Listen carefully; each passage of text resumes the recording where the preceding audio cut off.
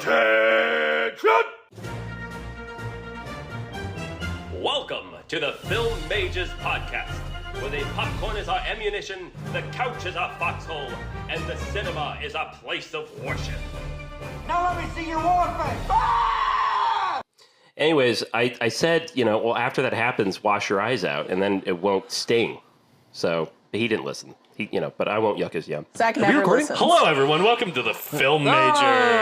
Hello. Hi, it's hi, me, hi. Zach. Ooh, hi, it's Mick. It's me, Alexis. Whoa! Is that Jared Leto? No, it's actually Alexis. A chocolate and a shit look very similar, but the taste is very different. Have you both seen House of Gucci? Of course I've seen. I've seen House of course I Gucci have. twice. Really? Yeah, I kind of like okay. House of Gucci. Really? Yeah. Okay, I haven't seen it.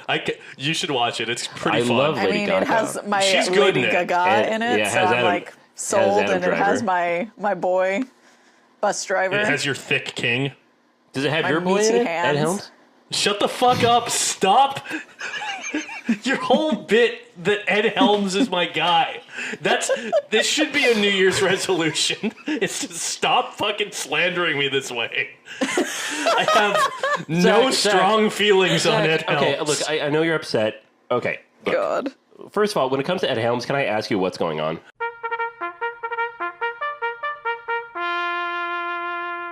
Wow. Fucking son of a bitch, you stole I'm like, exactly how what I long was has going it to been do. since I've had a what's going on? That's crazy. Alexis, you got to be hungry for it. Yeah, you got to... well, it's That's been, true. I think, since mine. I haven't had one in a long time. I don't do it anymore. Like, I'm retired from what's going on. Well, I just You know, let it happen. to be Mick, fair, new though, year, new I don't you. fight it. Comparing dick lengths, I guess I just don't feel the need to like prove my manhood, because like you all Whoa. know it's Well, see, there. I can't. No. I can't engage in the whole dick measuring thing. It's too stumpy. It's got no grip.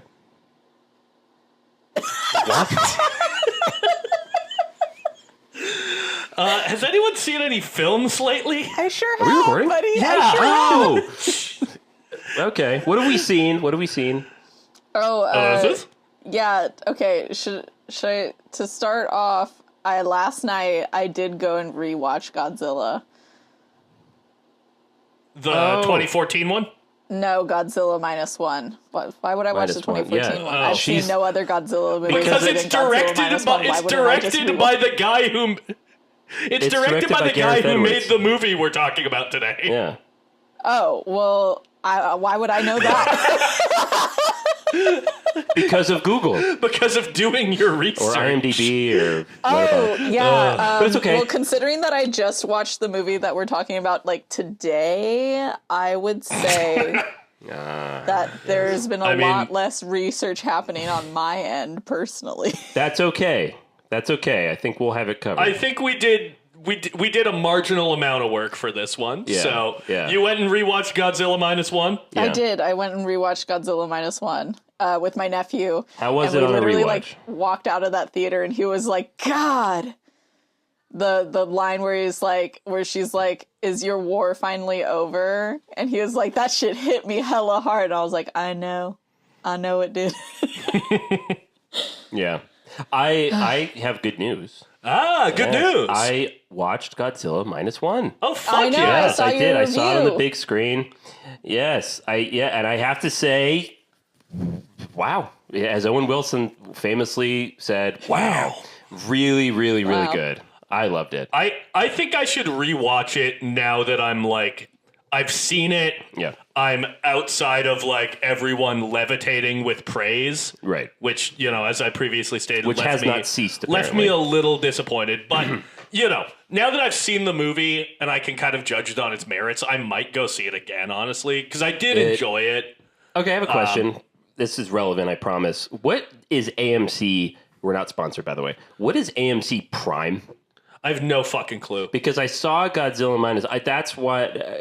For those of you who have not listened to the last couple episodes, I've been in England for a while, and a lot of the movies released in America are really delayed in that country, so they don't come out for like a couple months later. So I did not see Godzilla -1, and I wanted to see it really badly before it leaves theaters because I knew that if I saw it at home I would probably like it, but would really be angry that I didn't see it in a theater. So I saw it on AMC Prime, but I don't know what that means. But it was good.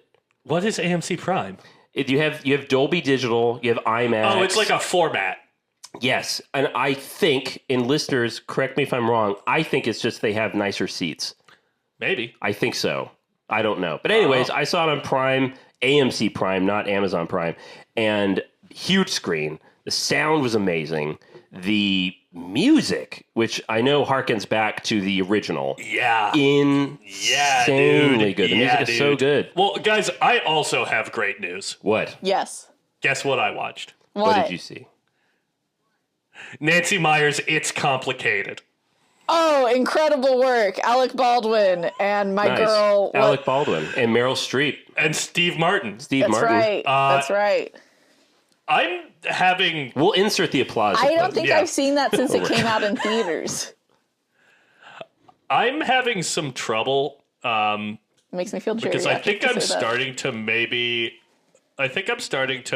become like a Nancy Meyers stan a little. Who's Nancy Meyers? Wow, she directed The Holiday. She was like, I would say if Nora Ephron is the queen of the rom-com, Nancy Meyers is maybe the Duchess. True. She's made a lot of rom-coms. She made Something's Gotta Give. Okay. She makes movies about rich white people. Right. Who are usually Something's middle-aged or Gotta old. Give, though. Right. I've never seen that, but the ones I have seen are... was one of our family's favorites, or at least my dad's, for like a long time. Okay. Well, I've seen The Holiday, which I'm not a big fan of, but then I've seen The Parent Trap, which I surprisingly enjoyed. Don't know if I've seen that. 2 Lindsay Lohans. Oh. It's her as a child. Yeah, no. It's like, listen, that's how I felt going in.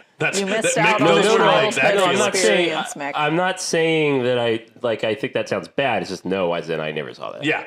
Well, then I watched It's Complicated, which was it in fact a complicated film? No. I would argue that... So she's a liar. Whoa. I would argue that almost nothing happens in It's Complicated in a lot of ways. But you liked it, right? It's largely about Meryl Streep renovating her beautiful kitchen. Wow. I'm not proud to say you liked it. That I liked this see film. it. Yeah. But I did. And I'm even less proud to say that a big part of why I did is because of Alec Baldwin. Yes. Well, he's great. As an actor. Yeah. And we'll leave it at that. Yeah. He's a lousy shot, but great actor. Oh, my God. Mick, you're my parents love It's Complicated. canceled. They're a big fan of that film. Yeah, it's a movie that you will definitely like if you're a middle-aged wine mom. Yeah. But yeah, I watched it. I did not enjoy the bit where Alec Baldwin leans into Meryl Streep's crotch and goes, "Home sweet home," which is a thing that happens. Wow. Yeah, you don't remember when he talks into her cooch and it's like, I'm telling you, when did this movie come out? 2008? 2009. Okay, yeah. I think I 09. saw this in theaters, and so it's been, what is that, like 14, 15 years almost? Fuck, yeah, 15 years. 15 Considering years. that Holy not shit. much happens in it, I The sands of can't time. recall the crotch moment. Maybe that was purposeful. Maybe my subconscious was trying to protect me from that You memory. blocked that right out. Do you remember the Blocked it bit right where there. Meryl That was Streep just says, "I buried like under a all lot the of other semen"? trauma of that time period. For sure, no doubt. Anyways, so yeah, I watched It's Complicated. Nice. Great. Cool. I finally saw one of my most anticipated films of 2023 and was omitted from my list, sadly, which is Yorgos Lanthimos' Sis. Good. Woo. Poor Things. Woo. How'd you feel? That movie is exceptional. That is a really good film. I have not released my review yet on Letterboxd. But you're releasing your review now. But I'm releasing on it the now. Film It's Majors. live. Wow, it's an recorded ahead of exclusive. time. And this is an exclusive take. Whoa! And I have to say, certain films announce themselves as being exceptional within the first 24 frames. And that's how I felt about Poor Things. The shot behind, was it Victoria? The previous persona of Bella? Oh, yeah, I think her name Victoria. might have been Victoria. The shot behind her where she's on the bridge, and it's a shot of her in this beautiful silk blue dress with the blue sky behind her and her black hair just cascading in the wind. I immediately knew, ooh, okay. We're in for something here. This is a serious piece of cinema. Yeah. And it is hilarious. It is profound. I love, not only was it a fantastic examination of womanhood and innocence in a polite society, aka a male-dominated society, but it's definitely a scathing critique of the masculine craving for possession and ownership, and how really, Bella having the mind of a child, you would think would be the least intelligent person in the film, and it's quite the opposite, because her innocence and trying to learn of the world and its very weird way of operating makes everyone else look to be like a fucking moron. Yeah. Because she makes great points. Leads her to communism. Again, I'll put in my review, but if a movie could be autistic, it would be Poor Things. Okay. Because it's the person I saw this with has autism and loved the film and said that movie operates how my brain works, which is like, that's an extremely autistic film. You know what else I've heard that about? I think you should leave. I've heard that is like a great piece of comedy for autistic people. Yes. Because it's largely about the weirdness of like Right. social cues and like social constraints. Yes, exactly. Where it actually doesn't make sense when you really think about it. Yeah. And they're just trying to like, wait, why are you upset that I went whoring? I made money and I wanted to. I helped us. I was okay with it. Why are you upset? You're an interesting man. Like that is, I thought it was fantastic. I think it has, if I had to really think about it hard, I think it has the best screenplay of the year. I was combing through the dialogue online afterwards, and it's like every single line of dialogue is immensely quotable. Yeah. It's so well written. And honestly, we know my feelings on the best screenplay of the year. Yes. But Poor Things is fucking exceptional. Yes. Dr. Godwin Baxter's bubble belches are worth the price of admission alone. So funny that I was giggling so much that I actually snorted really loud in the theater when everyone else stopped laughing, and then people started laughing at my snort. Dude, So Mark Ruffalo, though, my king.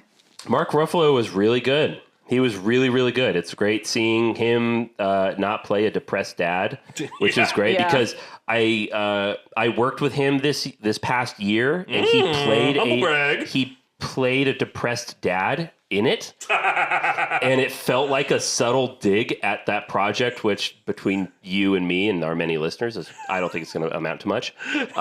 So it made me happy. You had a bad time with that. I had a bad time with that project, not with Mark. He's a fantastic, very talented person, very sweet, very generous, and I'm so happy to see him getting accolades and to see him fucking spread his wings and get something that he can really sink his teeth into, because he nailed it.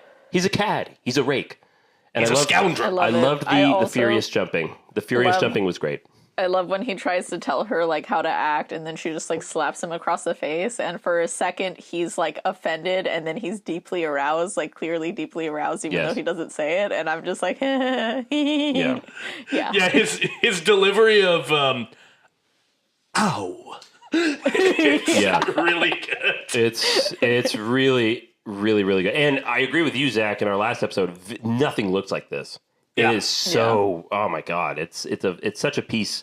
And again, it's rated R, and it deserves that rating. It earns it. It earns it. I love how, honestly, one of my favorite things about Poor Things is the last thing I'll say. We can wrap this up, but I've been reading a lot of reviews of people that were alienated by the film. Good. And you can literally draw a line in it. The people that thought this was trash and was overhyped and just another fucking art film was people that were complaining about how it's basically pornography. So really, the people that have a problem with the, like, just the excessive sexual content of it. Dorks.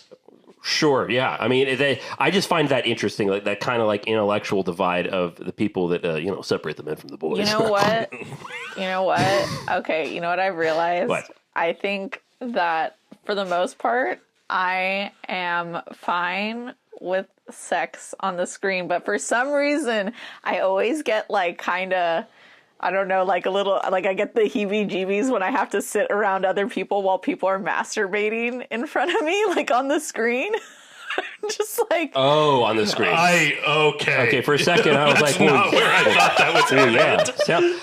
Sounds like someone's been on the New York City subway system. Sounds like someone just saw a movie with Paul Rubens.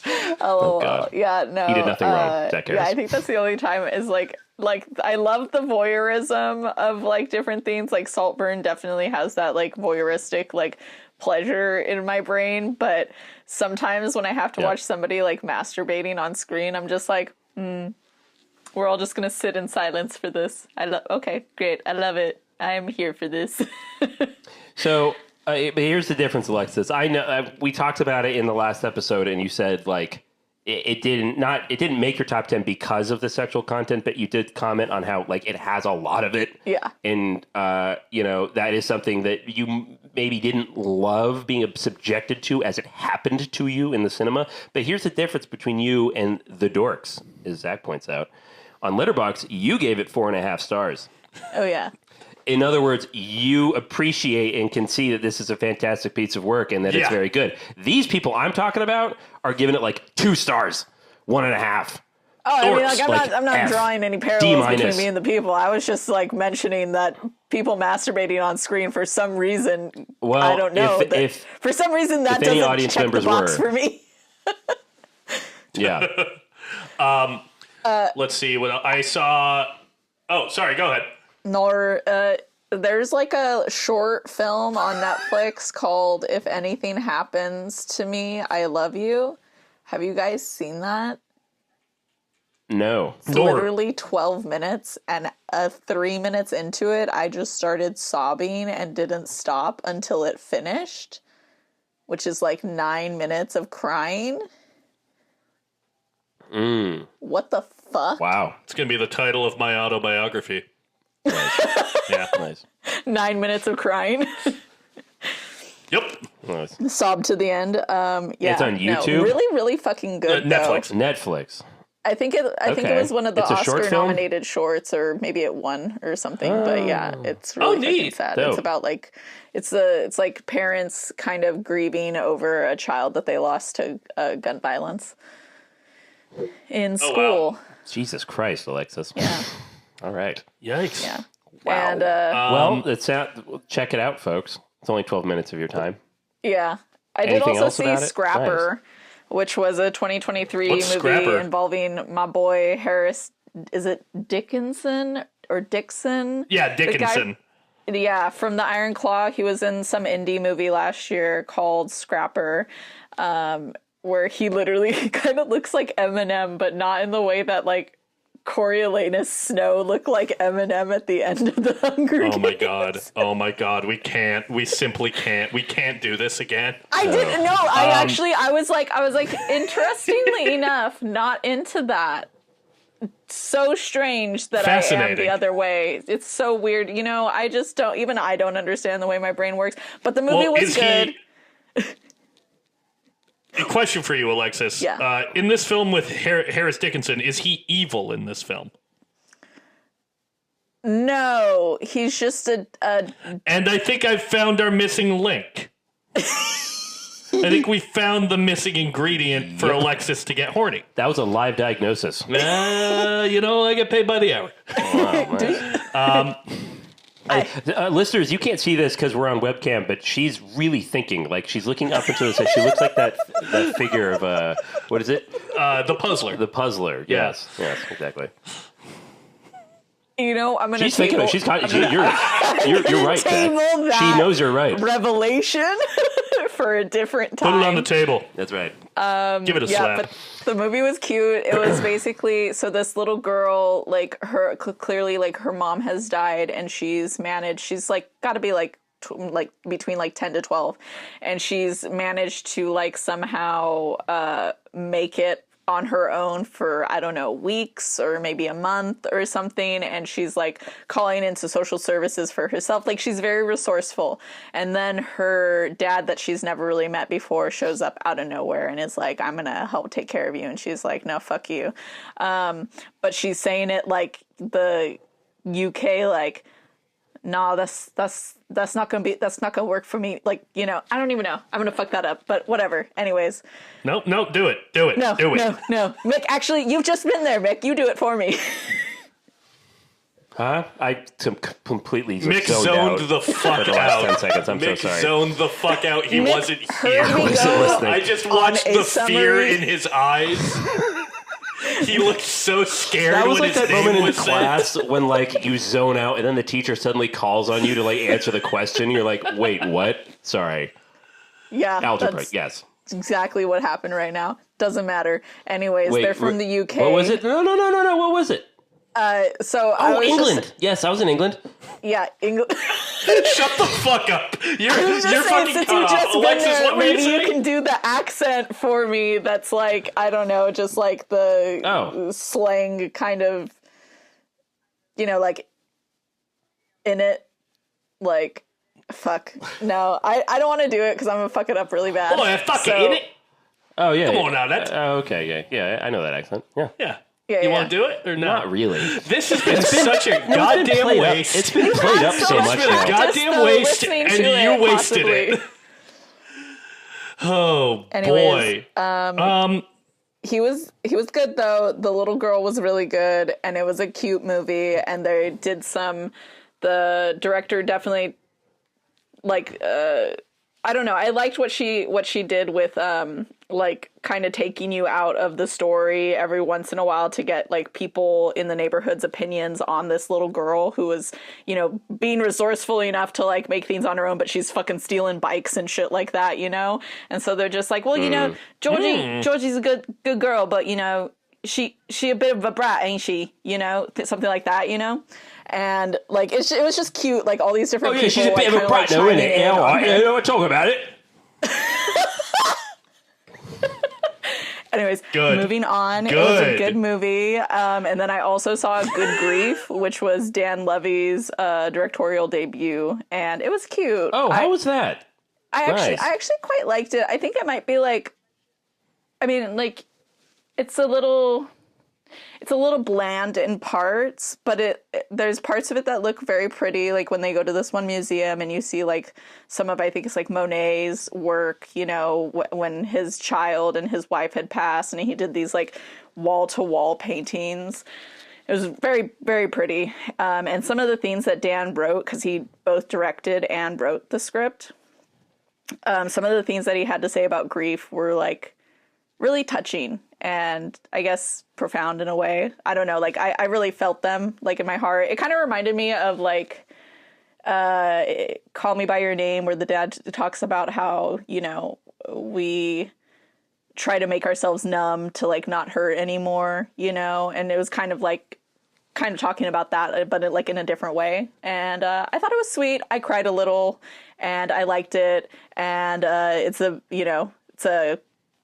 gay man loses his husband on like New Year's or something, and then kind of is like reckoning with that, and story goes on from there. But I liked it. So those were all the movies that I Nice. watched actually. Cool. Couple other things I watched. I'm not going to get into them too much, but I watched Stranger Than Fiction, which is a 2006. Oh, Will Ferrell. Maggie Yeah, Will Ferrell Gyllenhaal. rom-com. Yeah, I didn't love it. I thought it was okay. And then That was that weird period where Will Ferrell was trying to take himself seriously and it didn't work. Yeah, I don't think he's terrible in the movie, but I did find myself thinking that I would have liked that movie more if it was Anchorman? starred. Or if it starred John C. Reilly.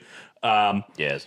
Not to pit two queens against each other, but Interesting. Yeah. John C. Reilly just has the juice. Interesting. And then I watched the original Tron, which I did not like very much. I found it to be kind of like watching a like Windows 98 screensaver. I understand that it's like technically very impressive, But it's not very impressive. but in terms of like an enjoyable viewing experience, I just found it dull. That's like maybe the first movie where I was like, I don't know about this Jeff Bridges performance, which is a crazy thing to think. Yeah. Because Jeff Bridges is always good. I've never heard that sentence before. Yeah, yeah. No, I don't know. It just, I think by virtue of it being such a like technically innovative film, the actors kind of feel like they don't know what they're doing in this like space. Which is probably exactly right. Yeah. So I'm glad to have seen it, but I'm gonna be a Tron Legacy boy from now until I mean, the it end. has Daft weird Punk, so fondness for why that wouldn't film. you be a Tron Legacy boy? Exactly. Score goes fucking crazy. Exactly. Yeah. No, I don't think Tron Legacy is a great movie, but yeah, same as you, Mick. I have like a. Yeah.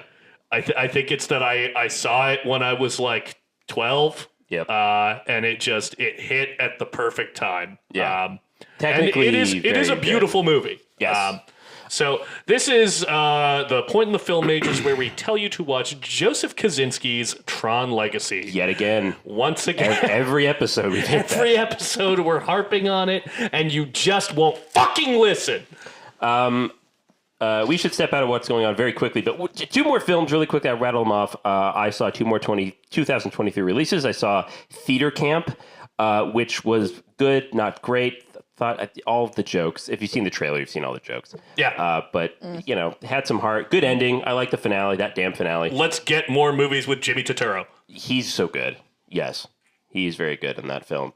And then I also saw this movie called The Trouble with Jessica, which is kind of like a kitchen sink comedy type thing about a story where two unhappily married couples invite a mutual single friend. And this is not a spoiler because it happens in like the first 10 minutes of the movie. That mutual single friend commits suicide at the dinner party. And it harshes the vibe of the night. Yeah, sounds like it. And then they need to figure out how to get rid of the body. But Alan Tudyk plays a leading part in that film. And that man's got two dicks? It's pretty funny. It's pretty good. It the first act is the best, and then it just kind of goes away. But so I actually watch movies, and I'm proud of that. Good job. Proud of you. I'm so proud of you. Shall Alexis, we, anything else? Oh, I opened my new play, and I just want to say it must be good because the play is almost 3 hours, and people do not leave at intermission. Holy shit. So, Fuck yeah, let's go. Well, and it's okay, Fresno, Alexis, so like how long? not people are not like like a hardcore into the arts or anything. So like it has to be decent, right? The cultural hotbed of California, Fresno. Let's hop out of what's going on.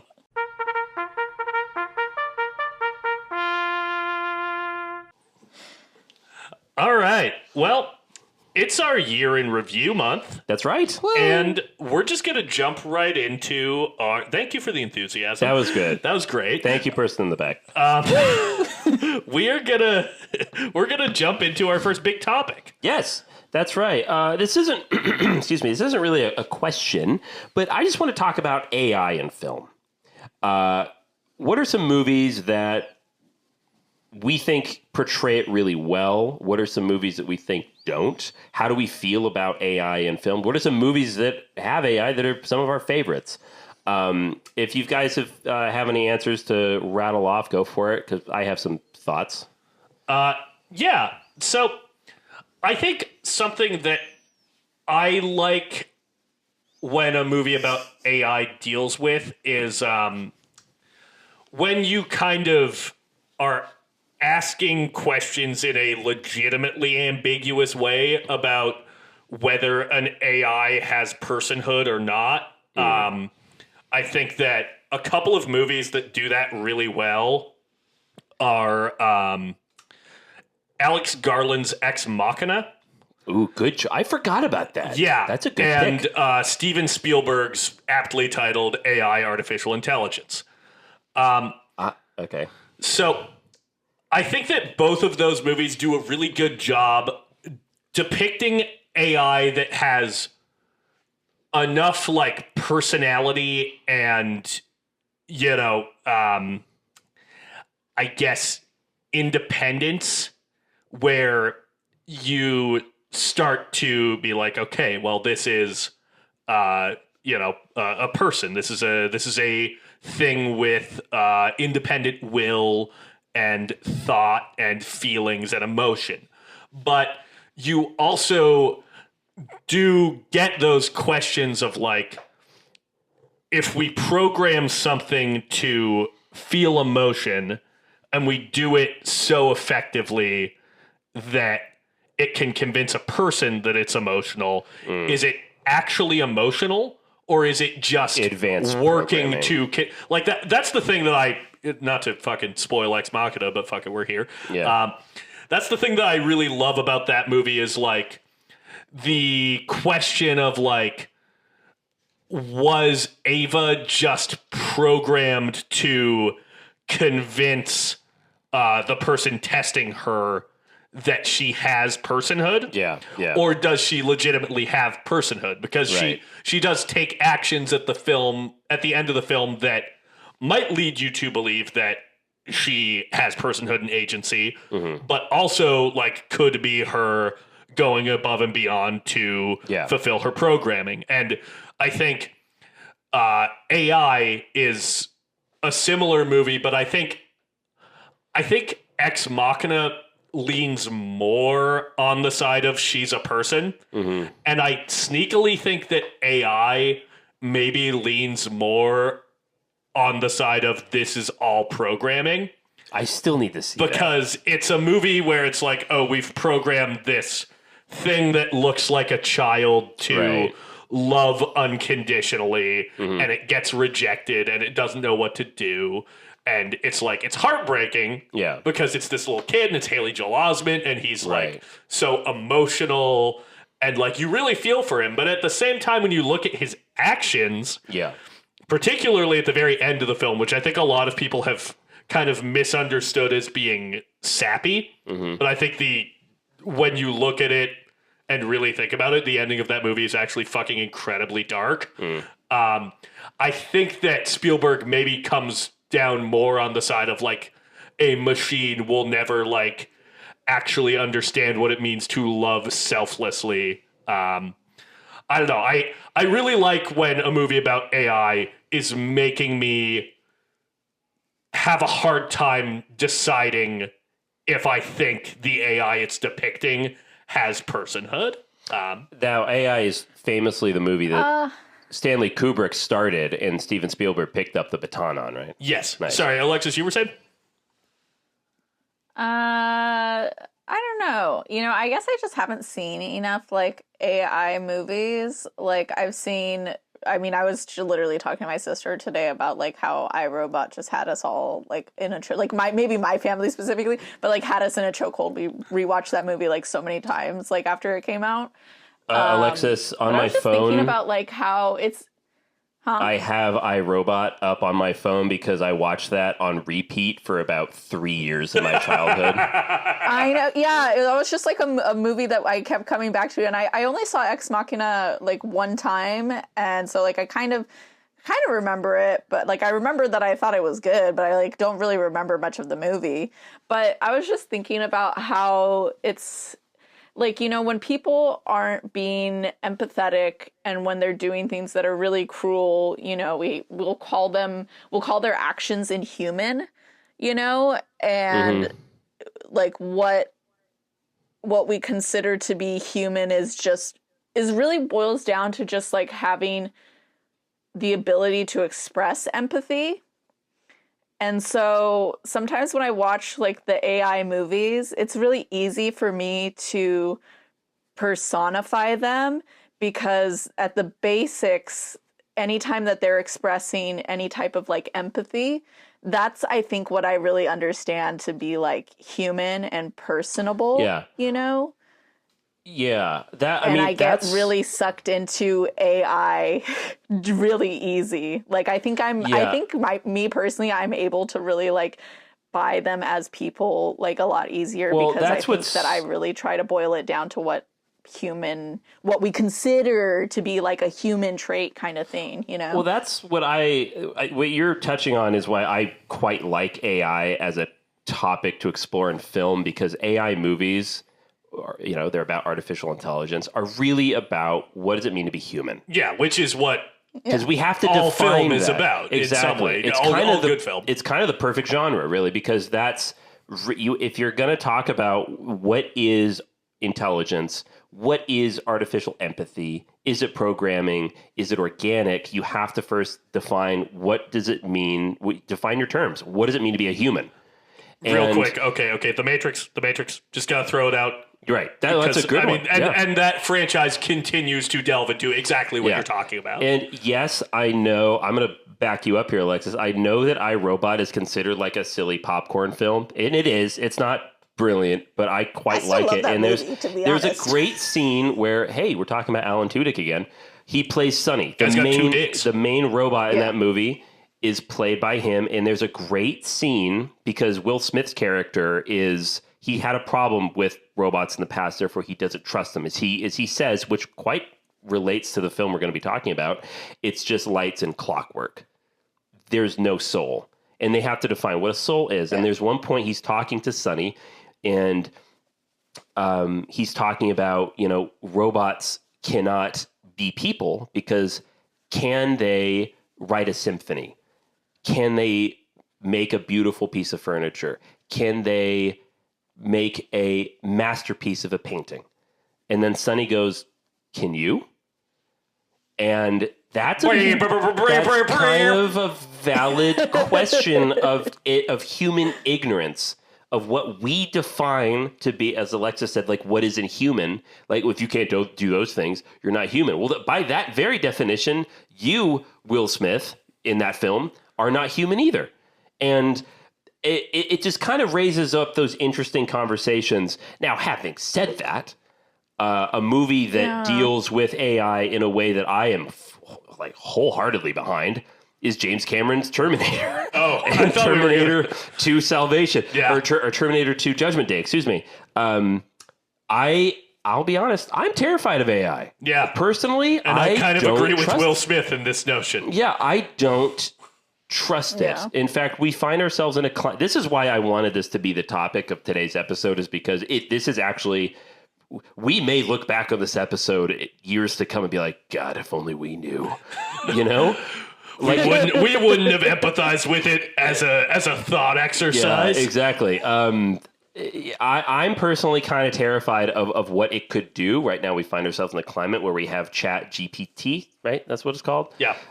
So AI is becoming used more and more. And we'd like to thank Chat GPT for recording this episode for us. We actually took this one off. Yeah, these are great copies of our voices. Chatbots that are doing this, zooey mama. Yeah, great. With that AI having a full-blown conversation debating the merit of itself. Talking, oof, I got chills. I actually didn't like that. That creeped me out. But yeah, currently as we speak, we have Boston Dynamics that are making more and more advanced robots. We have the defense industry that is currently making drones that will accompany our fighter jets that use AI. So soon AIs will have missiles strapped to them. So and that makes me scared because I've seen Terminator, and I know what Skynet's going to do. But honestly, AI makes great villains. I mean, that was something we talked about in our last episode with Mission Impossible. It's like, is it something we could? One of the most famous. Listen, the entity's kind of cool though. No, it is, and he throws a good party. Now it's a real party. One of the most. You might say this party is the party. One of the most famous cinematic AI personalities is from 2001: A Space Odyssey. Yeah. HAL 9000, and that was one of the. The fucking movies from the 1960s have been telling us, don't do this. don't do this. This is a bad thing. Or Moon, right? Moon is a great example. That's AI, right? No, Moon's more about. Isn't that AI? No, well, I don't want to spoil Moon because I feel like it's kind of an Her- underseen movie. Her is also AI though. That's right. But that's Yeah. like a I'd like to more fuck that positive robot. thought on the possibilities of AI, I think.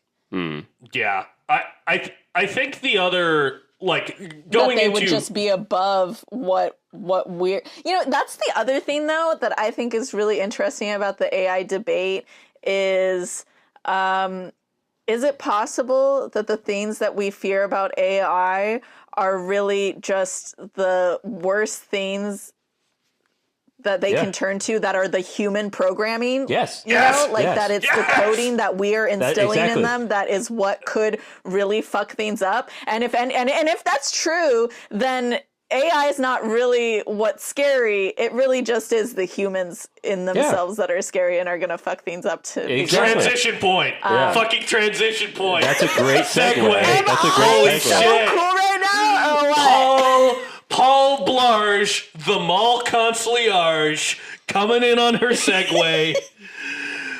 This leads us into 2023's The Creator, directed by Gareth Edwards. Wow, that's This- so funny. I wasn't even trying to segue. that was great. You fucking crushed it. Yeah. You fucking crushed that. Come on You now. fell backwards into AI that. couldn't do this if it tried. That's how you know this is not Chat GPT. They could not do that. As a future war between the human race and artificial intelligence rages on, ex-Special Forces agent Joshua is recruited to hunt down and kill the Creator, the elusive architect of advanced AI. The Creator has developed a mysterious weapon that has the power to end the war and all of mankind. As Joshua and his team of elite operatives venture into enemy-occupied territory, they soon discover the world-ending weapon is actually an AI in the form of a young child. And as I don't know if you said this, but again, we are talking about The Creator, directed by Gareth Edwards. Yes.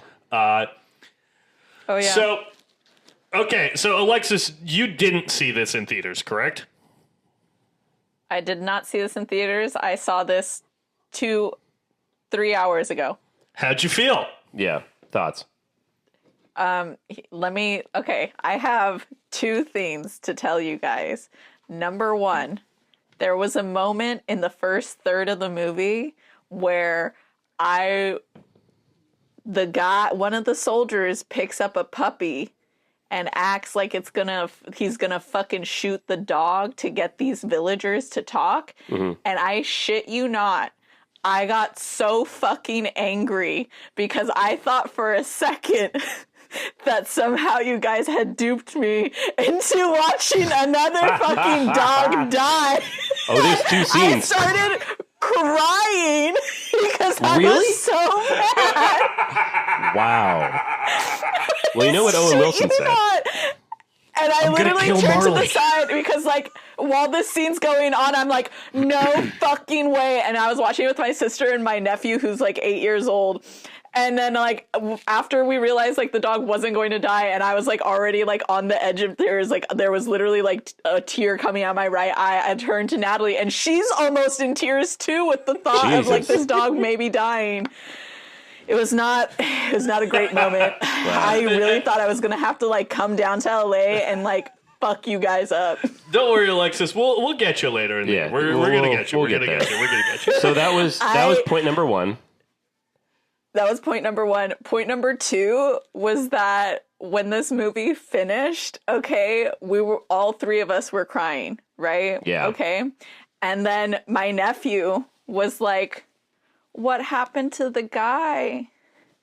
And I was like, spoiler alert, everybody. I was like, he didn't make it.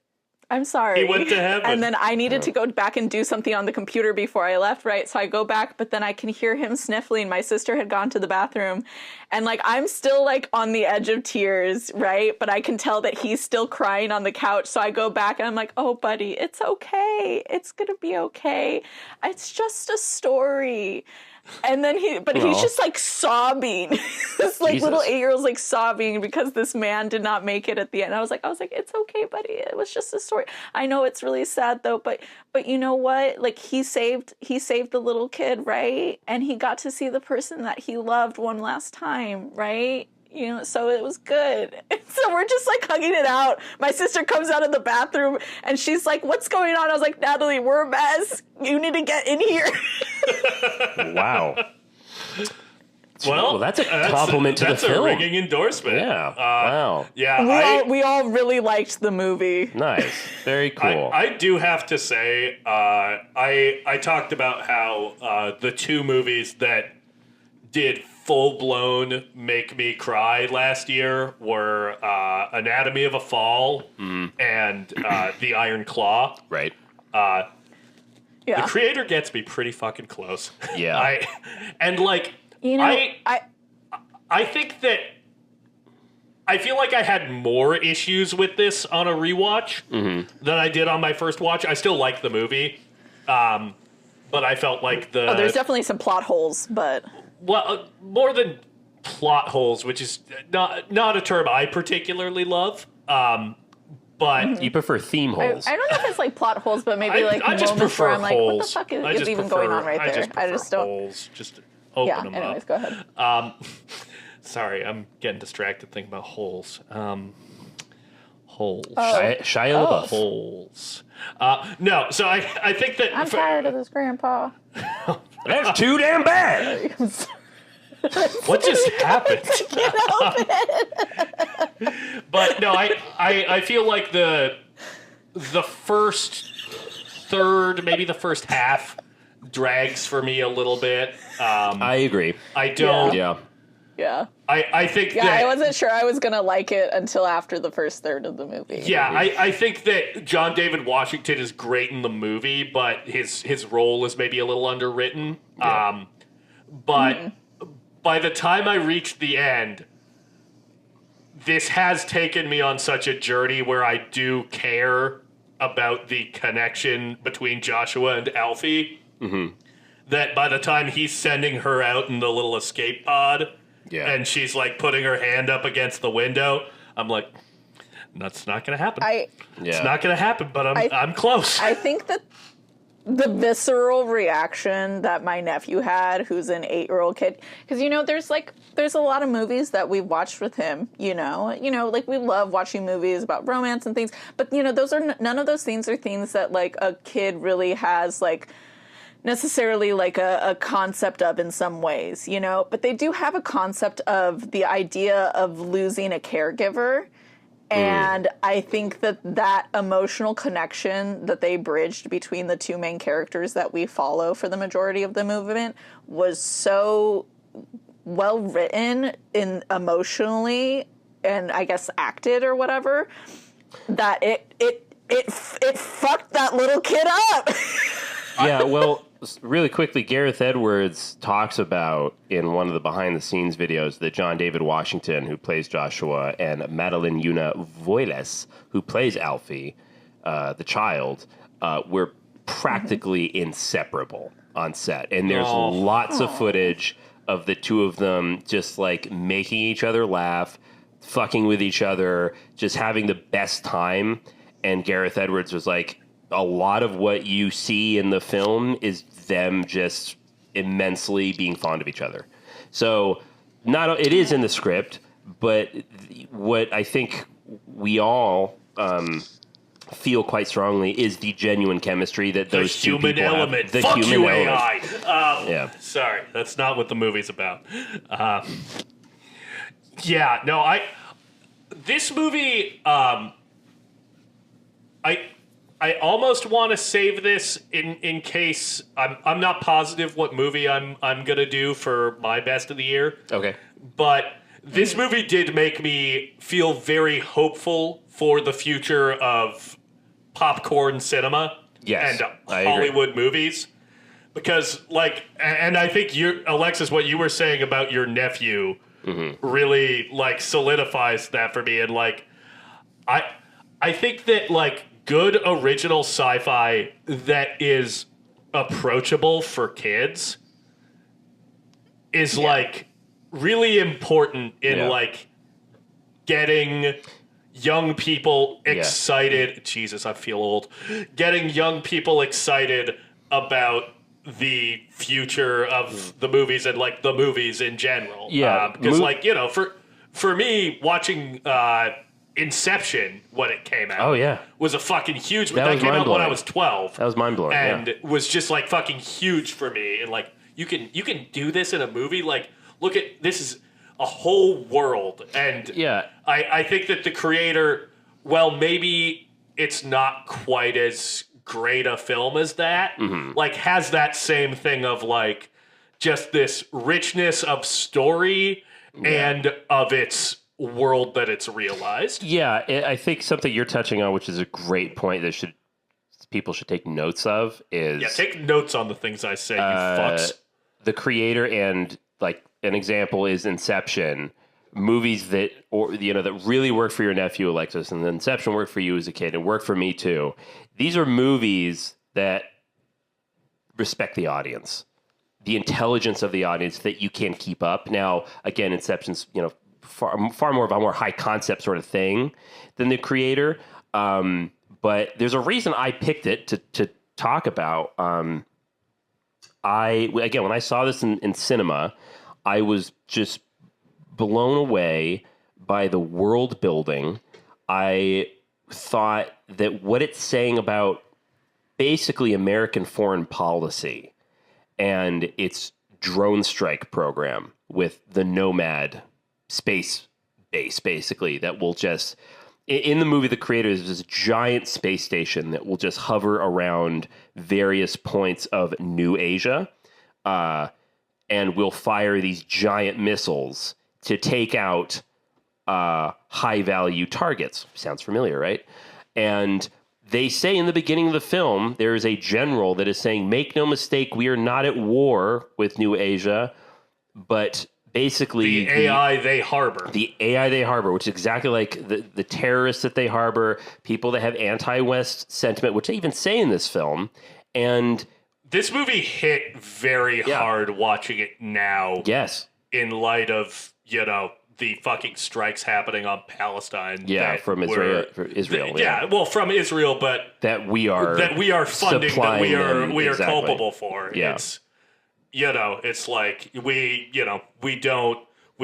not at war with Palestine. We're at war with Hamas. Yeah. We just happen to meanwhile, be it's a wiping out. It's a scorched earth. Yeah, we happen to be doing a genocide. Came up while we were watching the movie because my nephew also knows, about Palestine. Yeah. And so he would ask us, like how many people have died.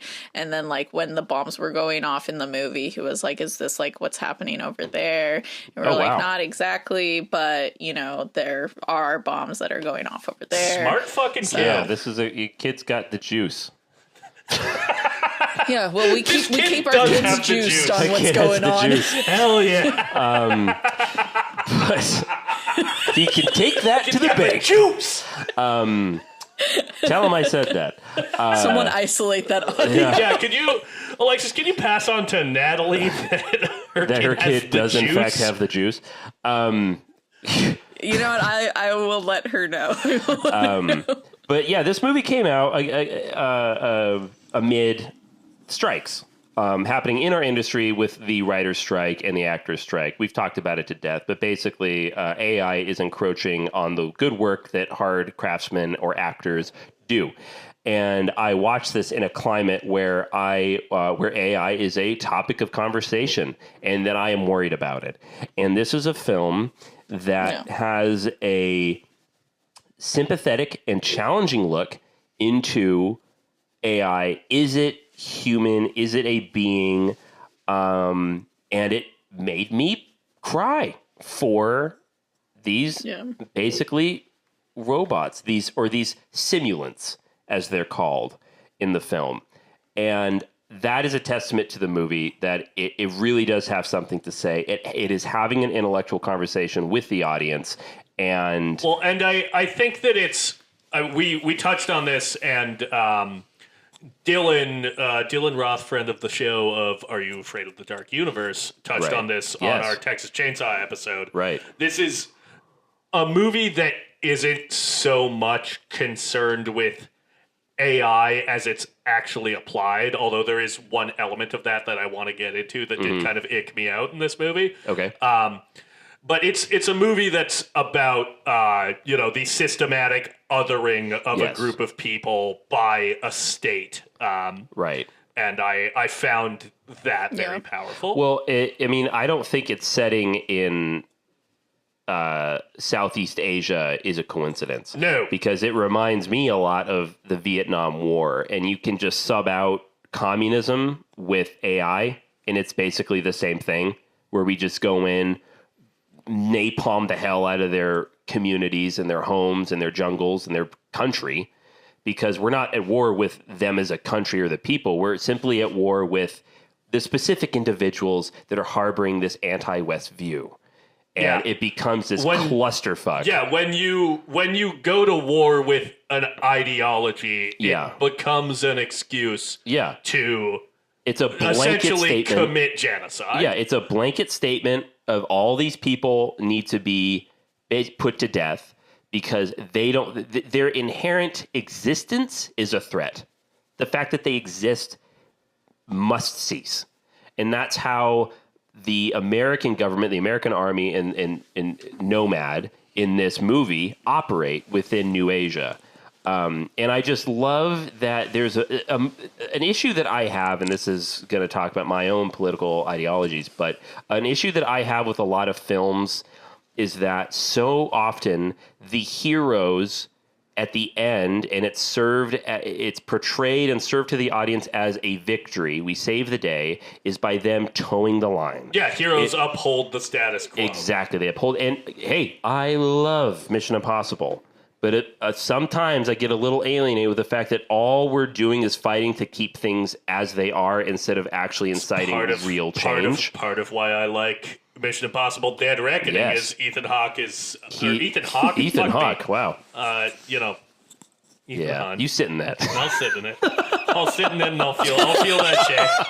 But no, I take your point. He's at odds with the desires of the U.S. government, right? And that's truly why, at odds, as opposed to they just think he's at odds. Exactly, and that's why I really like the creator and I really like Joshua because. He begins by saying basically like what Will Smith says. It's just lights and clockwork. He says, what's he say? It's not real, right? It's not real. It's not They're real. not real. They're not dead. It's not real. They're off, which is great because when the human character dies in the back of the truck, Alfie goes, says off. Same thing. That I like how this film goes, where it is served as a victory to the audience that a massive pillar of the American defense apparatus literally crumbles to earth. And this was something, Zach and I watched this, and it reminded me a lot. The ending reminds me a lot of Independence Day, where you have this massive ship crashing into various parts of the world, and all of these people are coming out cheering for basically liberation against the tyranny. American state. Yeah, and instead of it being some invading army from some distant galaxy, it's America. Yeah. And I think, and the movie plays it as fuck yeah, thank God we changed something. It was a change for good. Yeah. And that's what I like about this movie, that it has the balls to say that no, our main character is a force of change for the good. Hey, you know what's another sci-fi film that I think does a really good job, critiquing the American military-industrial complex and seeing the U.S. military as the villains against an indigenous population and striking a blow at them is a victory for the good. Captain America: Winter Soldier. No, it'd be Avatar, baby. Oh yeah. Come on. Something that I like about this movie is it brings to mind some of my favorite James Cameron films, Terminator and Avatar. Sitting how you said it's one of your favorites. I did. But it is its own thing. It doesn't feel like it's ripping those films off. You know what I mean? It doesn't Yeah. feel like it's copy and pasting. It No. feels like it's a movie that... It feels like you said Avatar is one of your favorite I did James say Cameron that. films. This And must be Alexis, ChatGPT. how are you feeling about Avatar these days? I'm feeling okay. Come I back to really LA. We'll liked watch it The again. Way We'll of watch it again. Water. We'll watch it again. We'll watch it again. But, Okay, let's get blued. Okay, Yeah, let's blue ourselves. speaking of Avatar, we have Allison Janney, Okay. who is basically Dude, okay, I this was film's just- Alexis, please. this film's General Quaritch. She plays Colonel Howell. That was crazy. Okay, yeah, get into it. Yeah. Never seen Talk Allison. about it. I've never seen Allison Janney in such a butch ass role. Like, what the fuck? Like, for a second, I was like, oh my god, is that Allison Janney? And my sister was like, oh my god, it is. I've never seen her with that haircut. And I was all, I know. Oh my god. That's your takeaway. Which is so funny because I think I have seen her with that haircut, but she still looked like I think she was a mom in the other movie I've seen her in a haircut like that. She was a so mom it in just this felt one. different, and she wasn't a raging fucking cunt. So, you know, There it is. We're all thinking it. yeah, She there's just said it. something really special about watching a movie and being like, God, I fucking hate Americans. Yeah. No, I mean, Where you're absolutely. just like, gee, you know, it's just like, and it's so, it's just the finger on the pulse about the willingness, the distinctions we want to make between humans and AI when humans themselves are willing to perform insanely inhumane acts in order to, like, put forth like the survival of humanity, you know? Yeah. Like, they're willing to go and do the craziest fucking thing to anybody else in order to say that we belong here. And in doing so, basically negate their entire argument for existence. Well, you know, what's interesting is that we open the film with an argument that I personally find convincing, which she says... We're, you know, talking about humans versus AI, and she the brings Neanderthals up, got a bad rap. Yeah, she brings up the Neanderthals, and basically she's talking about, you know, the reason that they're not around anymore is because we killed them, we made them extinct because, you know, we had more tools, and She said we raped and killed them. yes, she did say that. So yeah, She that's said we raped and killed them out of existence. Yeah. It's a bold statement, and she's applying that to we are the Neanderthals and AI are the humans. Therefore, we need to fucking protect ourselves. Otherwise, we're going to be wiped out. We're going to be wiped out. I think Which is a Blade Runner kind of touches on that too. Yes. It's like the replicants are the next phase of evolution. Yeah.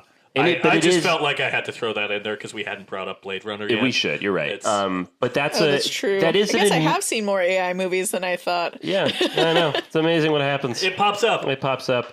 But that is an admittedly fascist look at things. And it's, you know, it's already broadcast from the beginning. But she does kind of have a point, which is partly my whole fear of AI. She condenses into that single sentence.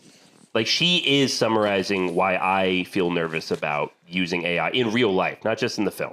It's interesting because my nervousness around AI, at least immediately, is kind of, Alexis, what you were talking about earlier in, like, that the thing that we're really afraid about with AI is the worst traits of humanity. Right. Because, like, you look at the concerns that we have working in the film industry about AI, and it's not that AI wants to come in and destroy our livelihood. It's how that humans want to use it. The capitalist ruling class Which is wants to... Ethan Hunt is fighting in the movie. Yep, you're goddamn right. Use AI programming to eradicate our purpose. Yeah, they want to eradicate art and the reason for art as a human expression. They want to reduce art to a commodity through the use of AI.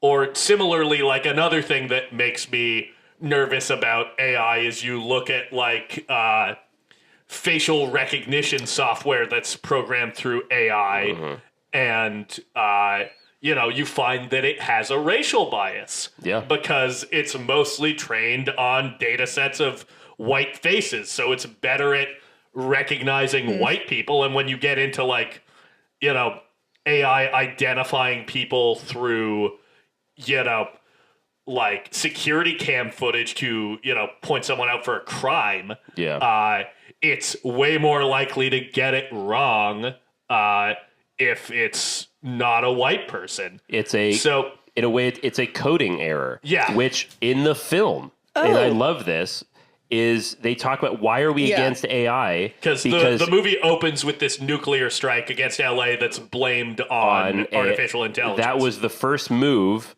from AI to start wiping us out as a species. But Harun, played by Ken Watanabe, he says... Love that man. He says that wasn't even us. That was a coding error.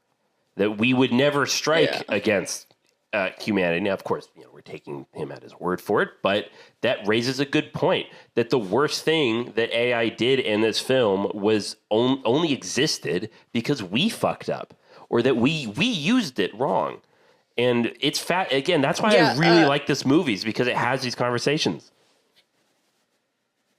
So I just remembered another AI movie with our man. I guess not really our man, but with our girl Michelle Monaghan and Shia LaBeouf, Eagle Eye.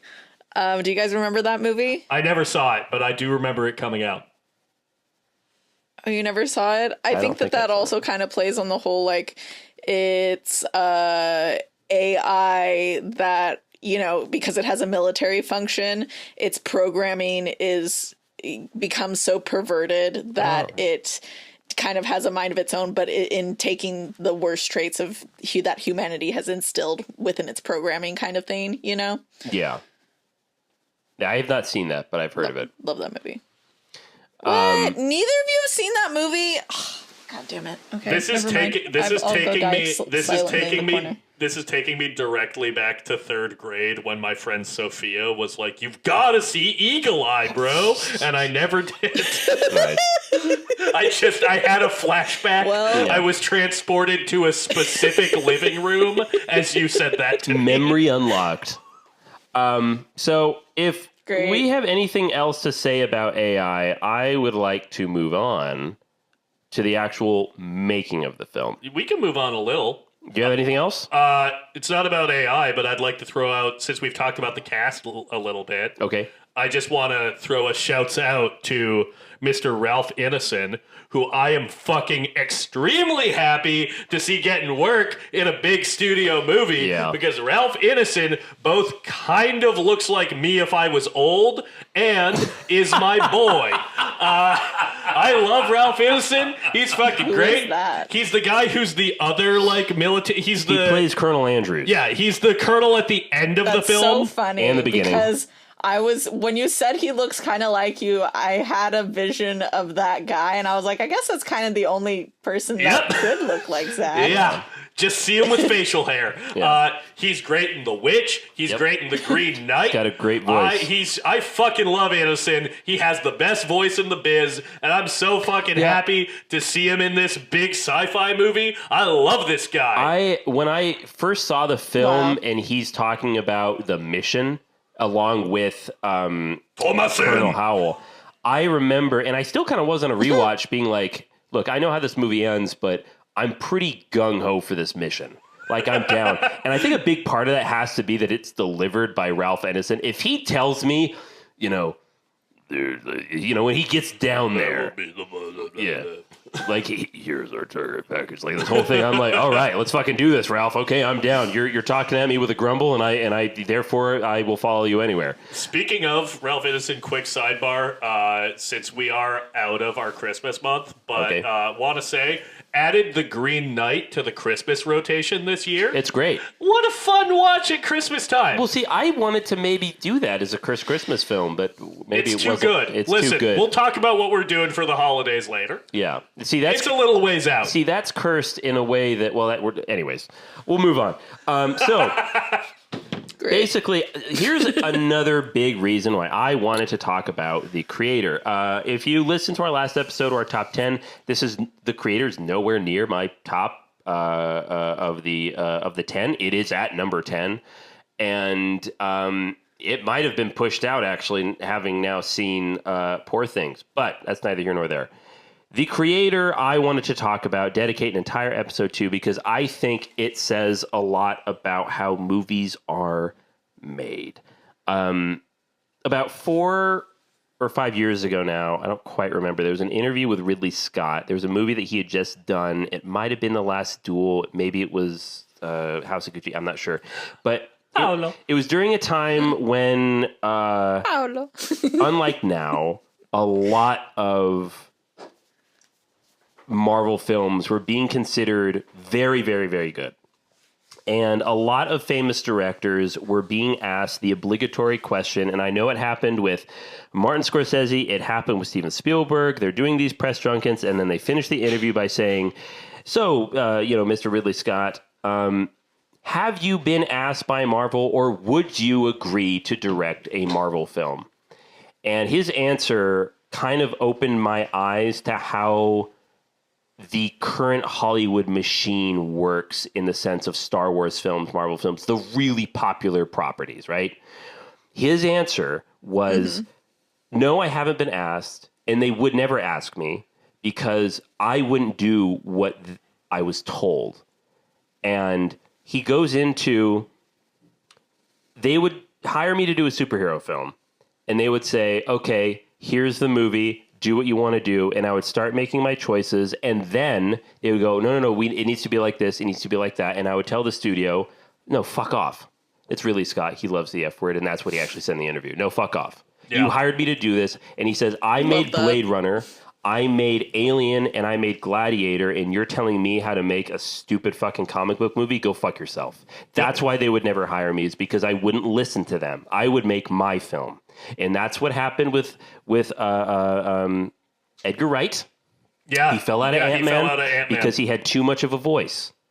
And I bring this up because Gareth Edwards, who directed The Creator, directed Godzilla in 2014, and he directed Rogue One, which I watched last night. A Star Wars property by Lucasfilm. I saw that, Zach. And now, I did my homework. The reason that he got... I heard you did your homework. The reason that he did these properties was because he made a film in 2010 or 29? Yes, 2010. 2010 called Monsters. Which Mick and I watched today. Which we watched today. And we did our homework. We did our homework. We had time to do our homework. We weren't working very much today. So basically what Marvel does... I'm happy for you. What Marvel does and what Star Wars does is they hire these directors who make a movie that's not necessarily a business hit, but is a critical hit. It's a critical darling. They make an indie darling that's... John Watts with Cop Car is a really good example of that. And then he made this little indie thriller called Cop Car that stars a couple of kids and Kevin Bacon, and then they give him Spider-Man. Right. And the director of, I forget his name, but he directed Chronicle. Oh, yeah, Josh Trank, which wasn't Marvel Studios, but similar thing. But then they give him Fantastic Four. You have... There's a whole list of these first-time directors. You also have the directors of 21 Jump Street, who... Lord Miller, and then they give him Solo, and they get ripped from it, and then Ron Howard has to come in to toe the line, right? So they get these directors who are very talented, and they'll be these studios will be the first ones to tell it to these directors that, hey, look, you got the juice. We want to have you work on Thor, whatever. I mean, it even happened to Taika Waititi. Yeah. We want you to be our next director, right?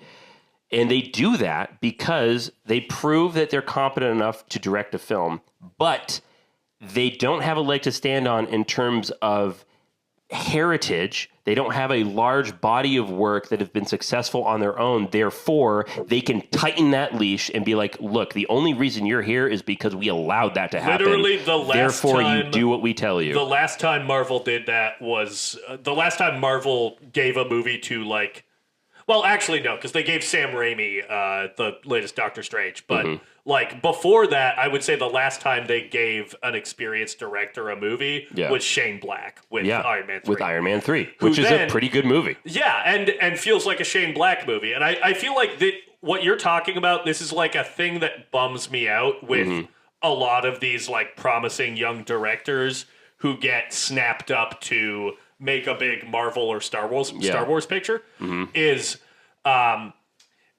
they then end up just in the churn of making franchise movies. Yeah. And they don't... It's the same thing that happened to the guy that's doing the Jurassic Park movies right now. He came out with that Time Machine film with Aubrey Plaza. Yeah, and then Aubrey Plaza, and it was a great thing. And then now he's stuck doing these Jurassic Park films that are all trash. Yeah. You know, and it's sad. They chew up these directors and they spit them out. So, Gareth Edwards... Edwards... this is to say... The reason we're talking about this, Gareth Edwards got spat out, right? He did Rogue One, and people, this is awful. And then the prequels come out, and then Rian Johnson... I really liked Rogue One, though. Well, that's the thing. We look back on Rogue One, and it's one of the better prequels. I don't think it's very good. Well, it's one of the better ones, though. Let's admit it. I mean, it's not the most phenomenal movie you've ever seen, but... I like. I would agree that Gareth Edwards and Rian Johnson are like best. the two guys who made like interesting movies during Disney Star Wars. And so basically, also you have Diego Luna. He's great. Okay, I'm gonna just give my quick little blurb on Rogue One since we're here. Please. First 2/3 of that movie, boring. Don't think it does very good character work. However, you know what Gareth Edwards as a director, and I was noticing this during Monsters, I was watching clips from Godzilla today, and I was noticing this during Rogue One. Gareth Edwards is fucking credible at scale and staging an action sequence with like big CG elements. Spectacular. It comes from him, like he comes from a VFX background. He like did VFX for some BBC stuff. And he did the VFX on Monsters. So, like, by the time you get to the third act of Rogue One, and it's like, okay, we're going to stage this battle sequence, it fucking whips. Yeah. That shit's so cool and good. Also, final thought on Rogue One, they don't use Donnie Yen enough. Why isn't Ip Man kicking more ass? Absolutely true. Thank you. Anyway, so he was working on it. So he was working on Rogue One, and it doesn't do well. So he moves on... And he kind of gets taken off the project a little because I think the movie did decently. Yeah. But, there were extensive reshoots and reshuffling. He did not have Final Cut, as not surprising. But he talks about how... So he makes Monsters, his debut feature, where he just goes out with a camera and some actors, a limited crew. He shoots on location. And it's a sci-fi film about aliens and monsters. There's this giant infected zone, the danger zone of Mexico. And he shoots a shoestring budget feature, and it looks pretty damn good. It does. It actually looks pretty good. Now, and I feel like in 2010, you very easily could have shot Monsters as like a found footage movie. Yeah. Like a shaky cam movie where you do a little bit of VFX. Very Cloverfield style, and Cloverfield is also like a solid movie. I don't want to throw shade at it. No, I'm not. But he doesn't do that. He like shoots it as like a feature, narrative film without like that conceit to cheat. And it looks good. It looks really good. And so when he did Godzilla and he did Rogue One, they have this entire process as you typically do, and there's nothing wrong with it. In fact, they do it for a reason. You build the world in pre-production. You do all your concept art. You do all of this set design. You do all this set building so that it's all cohesive and you have a language. Then you build the set. And then there's parts of the set that you don't really need, so you can do a giant green screen. That adds cost. that really builds up how much money. So Godzilla had a budget of $160 million. Rogue One had a budget of $220 million. The creator had a budget of a mere $80 million. And yet, it looks as good as the best of them. And how they did that was they shot on location. They shot, I think it's like 4 or 5 months. They went and they shot in Cambodia, they shot in Indonesia, they shot in Thailand, and they shot in Japan. And LA. And LA. So they're shooting on location, and they don't have dots attached to actors so that they'll do mocap or anything like that. They shot these sequences with the props on location in the moment. Gareth Edwards is operating the camera himself. And in post, they then add all of the glitz and the glam, and they design the world in post-production. They actually designed most of the look of like the spaceships, of the giant skyscrapers that you see in these beautiful wide landscape shots. And they use CGI as basically like a digital matte painting. And that's why it looks so good. That's fucking cool. And, right? Yeah, and they have ILM helping out cool. because of his work on Lucasfilm. And one of the main production designers on this, surprise, surprise, comes from James Cameron's team, who does Avatar. They worked on the design of the robot. And Jimmy C, baby! And the crazy thing is, some of like the full-on droids... Don't make me laugh, I gotta pee. What? What? I said, don't make me laugh, I have to pee. Do we need a pause? We can take a pee break. Alexis? No, Okay. it's fine. Great. All right, keep going. It's also really cold and I'm wrapped like a burrito. You know, actually, that's why you're cold. I always find that after I urinate, after I go really badly, I warm up. Thank you. This is great advice for our listeners. Yes. So yes. you had James Cameron's guys. So they're working on it, and they did tests and everything, and they found that you don't need to put like those little markers on your actors, and you can just shoot your talent, and then you can decide in post which one you want to be a simulant or a full-on robot. And that's how they did it. And that's why all of their movement looks so fucking good, is because those are actors doing it on the day, interacting with the actual environments. That's why the lighting looks so good, is because it's interacting with the actual light in that environment. And I love, they talk about this in some of the behind the scenes, where a movie picks its color palette ahead of time. This movie didn't. There's a lot of orange in the movie, if you've noticed, from the tracer rounds to the vehicles.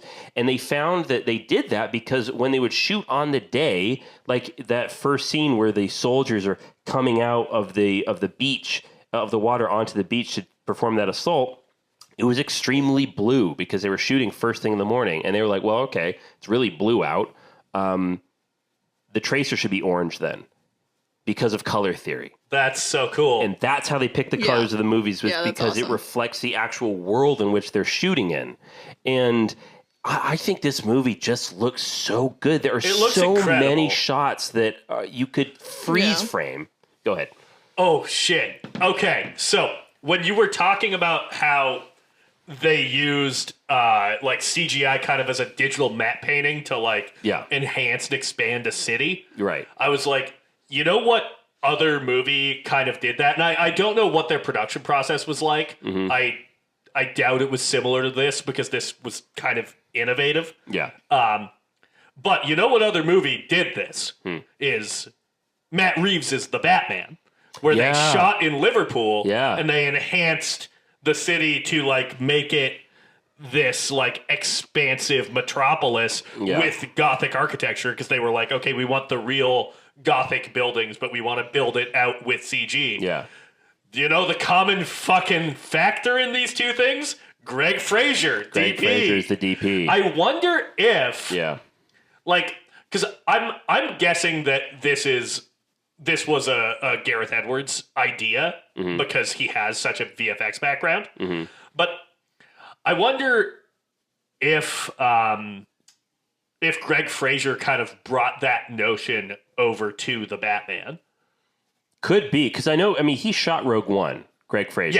Yes, he did. That's how they met. I mean, that's a good question. I'm not sure. But the funny thing is, we were talking about this before we recorded. Something to note is just Greg Fraser is one of the DPs on this film, but he was having to mostly zoom in because of COVID, because production on Dune Part 2 had to get pushed, so he had to stay in the desert shooting Dune Part 2. It's crazy to me that he was working on Dune Part 2 during COVID, because...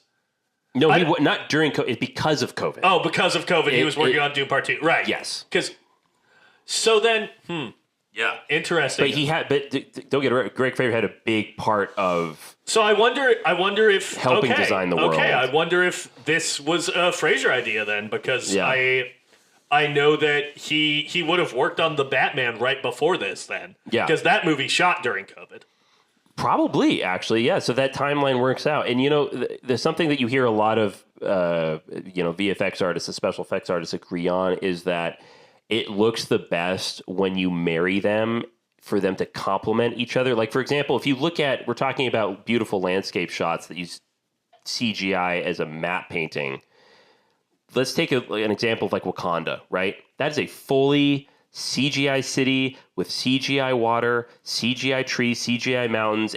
But they could have, let's say, actually just hired a helicopter, thrown an IMAX camera on it, flown over some sort of city in Africa, and then built on top of it. And I bet you it would have looked about 100 times better. Yeah, I agree. I love Black Panther, but my problem with that movie is largely how the CG functions. You could argue a problem with that is they just didn't get enough time to work on it, which is so often the problem, which is why VFX artists are trying to unionize. Go for it. But the blending of shoot as much as you can practically, and then basically doing a fine brush painting in with the CGI, and that's when it looks properly good. I have to give a shout out actually to someone who does that really well, is Michael Bay. Part of why Transformers are not good films, but Ambulance? So much of his battle sequences are so good looking is because he insists on using real pyro, real effects, and then he blends in the CGI after to work with the actual real life elements. Alexis, you have something to say? I do actually have something to say, and that is Miyazaki of Studio Ghibli was so... Again, when Pixar was really, really getting, when CGI and like that type of like animation was like really taking off, he was still very adamant about like making all of it like by hand, but starting with, I believe it was Princess Mononoke in like the mid to late 90s, he started only adding in just touches of it in order to enhance what was already there and already created.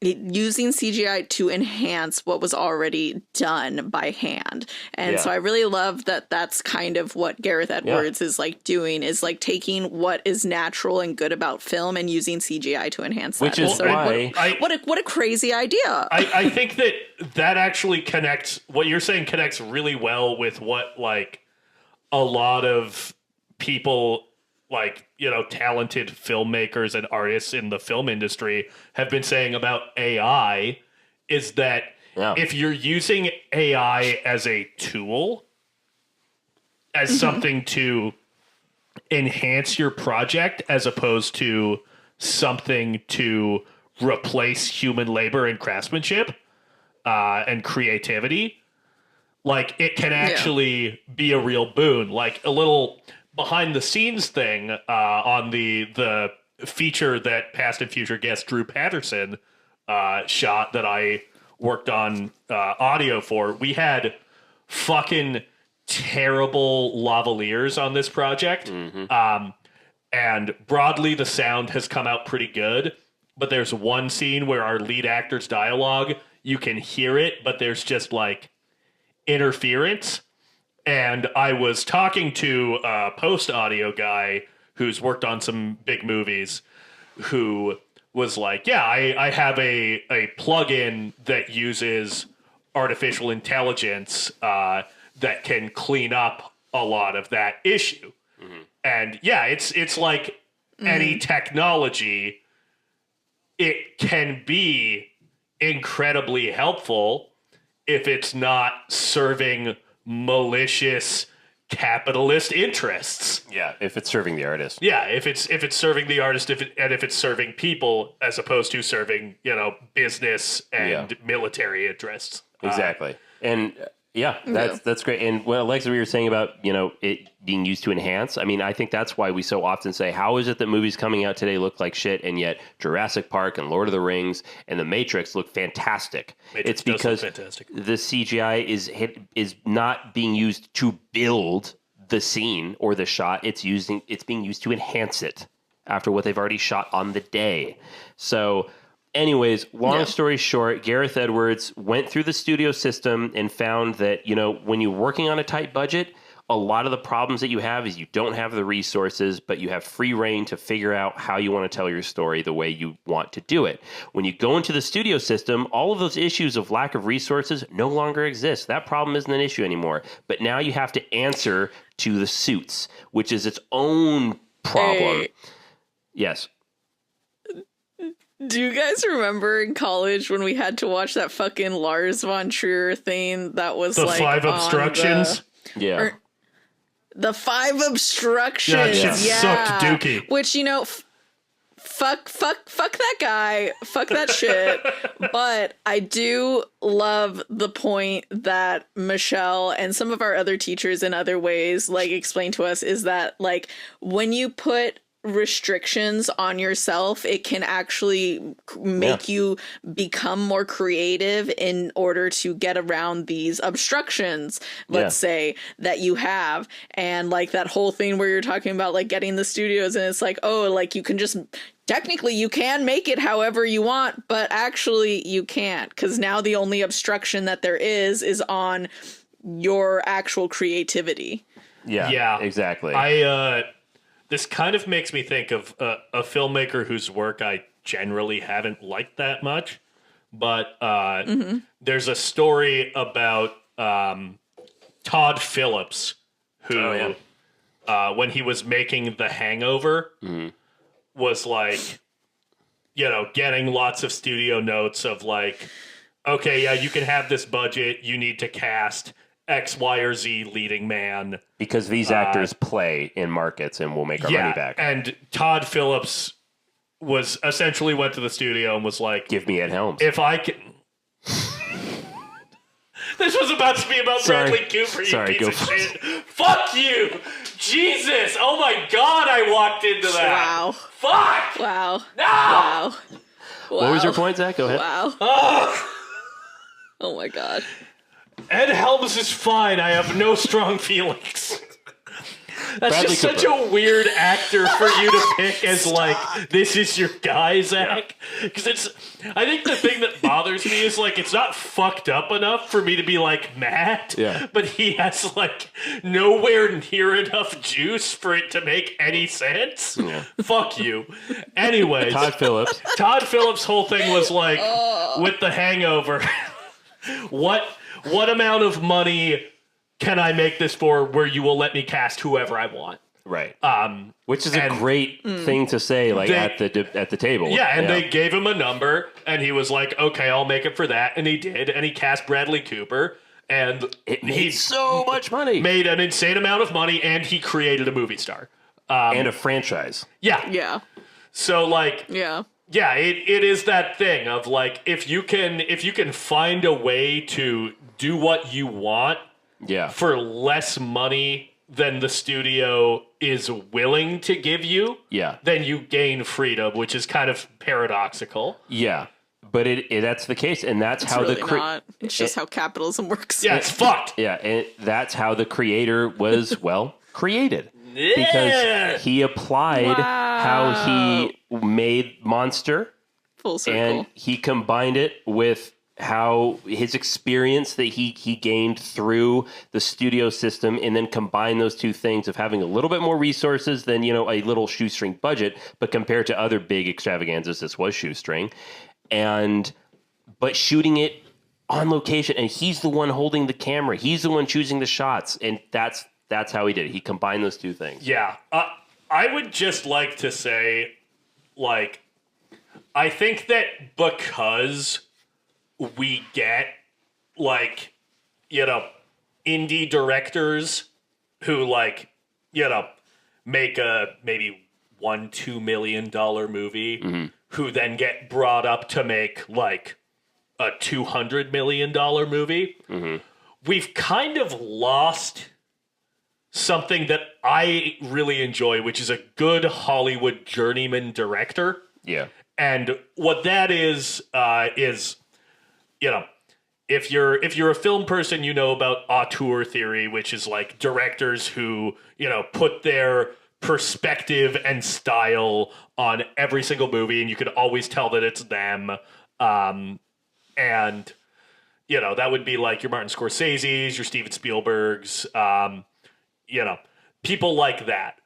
But I think just as important to, you know, healthy, good studio blockbuster filmmaking are guys who get to make a cheap movie and then a mid-budget movie, and then they, you know, just make a string of, like, very solid blockbusters. I think a guy I always think about as that type of guy is Martin Campbell, who made GoldenEye and The Mask of Zorro and Casino Royale. Like, guys who are clearly, like, technically incredible filmmakers who don't necessarily have a super distinctive, like, visual style or, like, you know, worldview perspective.